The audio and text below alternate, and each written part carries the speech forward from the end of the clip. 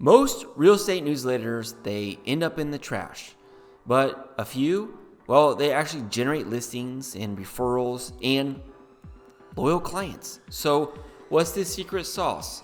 Well, stick around because I'm gonna break it down in this video. So guys, first of all, let's talk about the real purpose of a newsletter.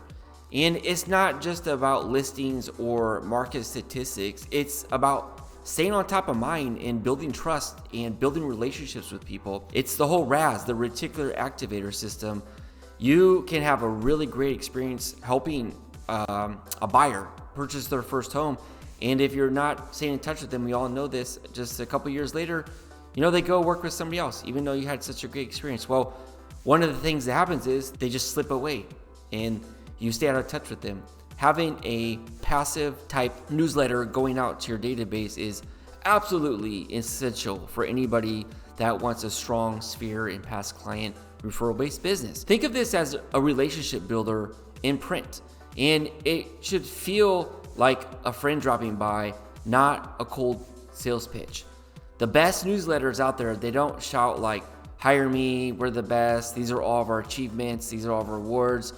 They are most often like, I'm your real estate agent, I've got your back when you're ready, here's some value. I think that's the biggest part of it. Do not think that the ones that you're getting, like the email templates that you get from your big box brokerage, the generic ones that are written by some corporate, hack, they don't do a good job, you guys. People are so tired of those. Maybe 15 years ago they served a purpose, but now they're just so generic, they're so inauthentic. People know they're not from you. It's better off not even doing that in my mind. I really think so. But it's not hard to get a good newsletter out, you guys. Well, let's talk about the 3 elements of, I think, every high-performing newsletter should have. So first of all, of course, like hyperlocal content. People want to know about community events, maybe local business spotlights. Say you have a customer or a client that you want to promote. Well, that's great. Promote them in front of your own database. Neighborhood updates, you can't beat that. Readers should feel like you're the mayor of the zip code or whatever area that you are promoting your newsletter in. Number 2 is, let's talk about human connection, including a personal note, some funny stories, or just a highlight of a client win is super huge. Adding photos of you, your team, your family is awesome. It's better than logos. Okay, people are proven to be way more receptive when they see other faces versus just company logos and stuff like that. And then number 3, of course, it's not a real estate newsletter without some data. Some market updates, homeowner tips, seasonal checklists. They're a little bit generic, but they do have value to them. And something that a reader can use. It would be something that they would hold on to. If they are holding on to something, you guys, that means it's valuable to them. That means you'll show up again somewhere down the line. So here's the key. You guys, you're not saying this just to people that want to buy or sell. That's not reality, okay? Unfortunately, there's not that many people at any given time that you can send to, okay? But if these people that you send it to are reading it, that's when you know you're winning, okay? So if people come up to you like, hey, I've been getting your newspaper or your newsletter, it's great, I appreciated that article. Or if you go to somebody's house and you've seen it laying out there because they've been reading it, you guys, and I'm not blowing smoke, like that is what happens, okay?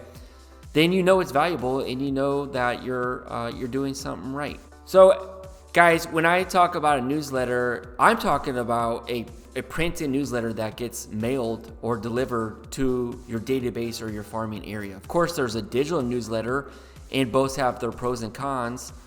A digital newsletter is very easy, it's very scalable. Just write one email and you can blast it out to people. But of course, we know that emails get overlooked. They get put into spam accounts very quickly.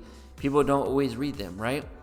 Well, I like print because print can go to any address that you set it out to go to. People cannot unsubscribe from it. And the best thing about it is durable.